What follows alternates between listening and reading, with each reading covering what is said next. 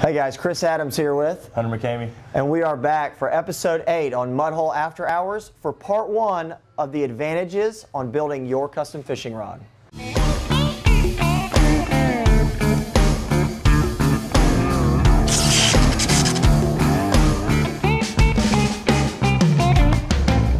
Alright, so episode 8. We're back. After hours. Back in the basement after hours, and we are going to break into a 3-part series about the advantages of building a custom fishing rod. Yeah.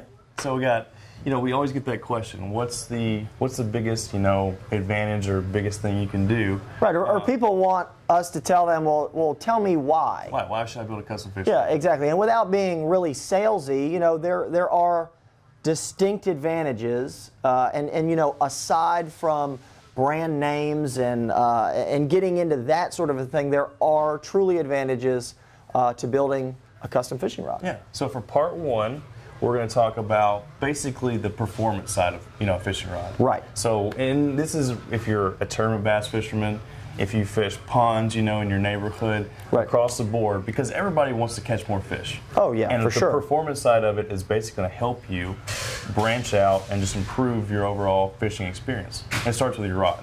Yeah, it really does. I mean, we can talk all aspects of actually getting on the water and catching those fish, but in reality, the great thing is you can sit down and build a fishing rod to make your time on the water better. Absolutely. So we'll go through those options, and of course, like Hunter said, part 1 is going to be just optimizing performance. Right. So for part 2, we're going to talk about value. Sure. And then for part 3, we're going to talk about more of the aesthetics, more of the how it looks. A customization. Customization of your fishing rod. Right, exactly. All right, so cool. Let's dive into part 1. So for part 1, we're going to talk about performance. Right. Now, and like I said, that can go across the board for anybody. It's not just a selective, just tournament anglers. It's for everybody. Absolutely. And for me, that usually starts with a blank. Okay. And so the first thing you usually do when you start building your rod is you got to choose your blank. Absolutely. And the best thing about it is you can start. There's so many options out there. There's technique-specific blanks. Right. You can choose which price range. You can choose the height, the color. It allows you to do anything. But really, what you want to do is figure out what type of fishing you're going to be doing. Right. And then you can figure out you can get a high modulus blank. It's going to have a lot more sensitivity. Like I said, you can choose the length. You got a lot of options there. Yeah, because just walking down the aisle and going, okay, that one's $500. Mm-hmm.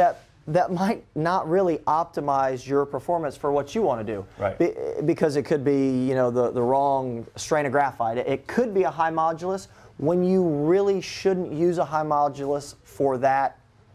Really for that technique. Right. So just because it's more expensive or just because it's the lightest or the highest modulus might not optimize your performance with that specific technique. Right. So that's something to think about when you're throwing a crankbait or you're throwing a big swim bait or something like that. You want to veer to a certain type of rod blank, mm-hmm, whether it be a moderate action and something that's going to allow more flex into the blank for the treble hooks and allow you to not have to work as hard throwing a deep diving crankbait.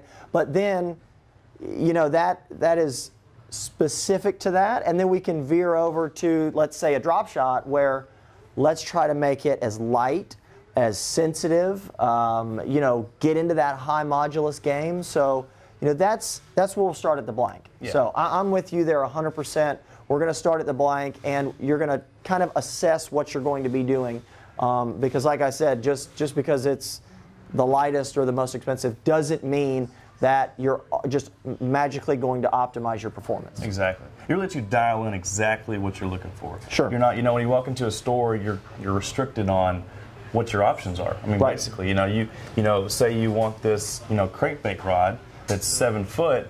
Well, yeah, that might be okay to throw like a 5 or 6XD, but it's not optimal. And of course, there's a lot of other options out there. But of course, with custom rod building, it allows you to fine-tune exactly which blank you want. Yep. And then, in the long run, your performance out of that is what really steps up your game. Sure, exactly. So I think picking the blank based on exactly the technique you're going to be doing and what is going to suit you in the blank world, whether it be length, weight, and the materials it's made out of, that blank is then going to help you optimize that performance. Right.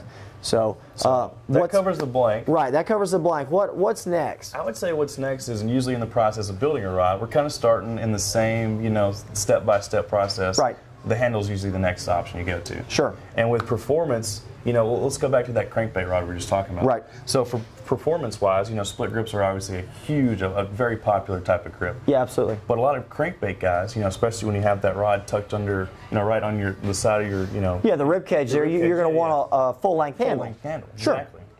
So getting back to the performance side of it, you're out there, you're cranking all day. Maybe if you had a rod with a split grip, your side's going to be worn down. Yeah, absolutely. But if you have a full grip, you incorporate with that your rod. Sure. You no longer wore out at the end of the day. So it's those little things that you can tweak for each individual rod that really fine-tune your performance. And to, staying on the handle theme, different materials obviously are going to do that. And so just like you were saying, okay, we're going to throw a crankbait, but the one that I always go back to is when I sat down to build a jerkbait rod. So for me, I throw a jerkbait in the wintertime. It's cold, misty, rainy, those kinds of conditions. So where I specifically went with a jerkbait rod was I shortened up a handle length. Absolutely. And then I went with wind grips because I'm thinking to myself, most of the time it's windy, rainy, cold. So I went with a wind grip. But then I'm also shortening that handle length. The reason I shorten the handle length is because I got a jacket on, I got a hoodie on, and I know it's one of those situations that you might not think of, but I remember throwing a jerkbait or I can't remember exactly what it was, but I'm pretty sure it was a jerkbait or a very finessey kind of gig, and I had a little bit longer handle, and I got hung in my little kangaroo pouch of of your hoodie, the little hand warmer deal. It's frustrating. It drove me nuts. Absolutely drove me nuts. So with my jerkbait rod, it's a 9-inch handle, whereas everything else I've got is maybe a 10, 10 and a quarter, 10 and a half, depending on length. But that's something that might not think, okay, well, does that really optimize your performance? Yeah, absolutely. Oh, it does. Just by changing the handle length, now you're in the middle of a retrieve. Let's say you've got a couple fish following it, and then you get hung in your jacket, and those fish are like, whoa, something just happened. They're gone. Bye. You're not going to catch them anymore. So yeah, that's out the window. That's a great point to make, and also you talked about the jerkbait. I'll talk like a topwater rod as well. It's not just your clothes or anything, but the biggest problem I always had was hitting the top of the water. Yes. Because I have very long arms. Yes, you do. We're six. I'm almost 6'1". You're 6'1", 6'2". Yeah, right. So we're taller guys. I have long arms. I'm constantly hitting the top of the water on with a jerkbait or with a topwater rod. It's so frustrating because your rhythm gets off. Absolutely. And like you said, if you have a fish following it, it's game over. And if you do something wrong, it's done. So being able to shorten that handle up, or even use a shorter rod. Maybe you're used to using a 7-foot and you're having problems. Well, you can cut it down, or you can get a blanket at 6'9". Yeah. Shorten the handle up, and that problem goes away. Well, yeah, and it's amazing because we have a few guys that build it specifically for that. So if you take a 7-footer, some people are just like, yeah, well, what's the difference between a 7-foot and a 6'11"? Big difference. It could be a huge difference. It can be the difference between your rod tip in the water every other twitch or jerk to never being in the water and being efficient. And because I know that when I used to get it hung in a sweatshirt or you tip the water, sometimes it makes you stop or it throws your game off, and that's just maybe one less cast. Or at the end of the day, we all know like that one more cast. We've caught a fish on last cast. So several times. Everybody has. It happens. So, yeah. All right. Well, staying in the handle game. I know that this might be getting kind of technical too, but at that end of the rod, you can do a lot with the handle, with balance, building it around a certain reel.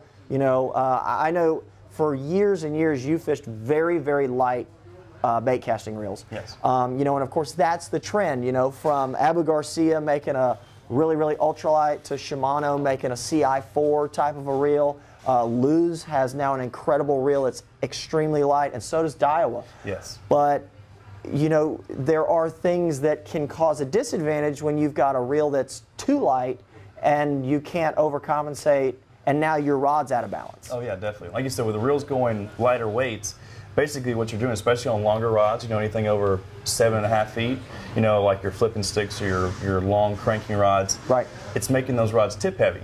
Right. You know? So now basically, you know, you feel like all the weight is at the tip of your rod, and basically it's adding more, you know, it feels like it's more weight almost. It really does. I mean, overcompensate. Yeah, you can take a rod that, we'll just say that rod A weighs 4 ounces and rod B weighs 4.5 ounces or 4 3/4 of an ounce. But if that weight is properly distributed, you know, if you know 3 of that 4 ounces is all out in the end, but then with rod B, yeah, the rod B overall is heavier. But if you look at it, put a reel on it, it's like, wow, it's balanced and that tip feels lighter. You know, they call that swing weight a lot in a fly rod. So, you know, because you're obviously swinging that rod around and it ends up wearing on you. Even if the rod's lighter, it's poorly balanced, it's going to wear you out. You want it to float in your hand. I mean, Absolutely. That's where it is, especially on our flipping sticks. I know both of us. There's a couple different methods you can do, and maybe we'll dive into that a little bit more in a different video. But sure. You can either use, there's balancers out there that you can use, you know, as a butt cap. Right. We also, every once in a while, will put in, you know, either a lead weight or a tungsten weight in the back of the blank, glue that in, and then put a butt cap, just a regular butt cap over top of that. Yeah, because then that also maintains the aesthetics of the rod, right? So it's hidden in there. Nobody knows it's in there but you, and you can maintain your wind grip or your carbon fiber butt cap or you know, something that you want to go with the rod without having to have this weird kind of external thing that's got weighted discs in it.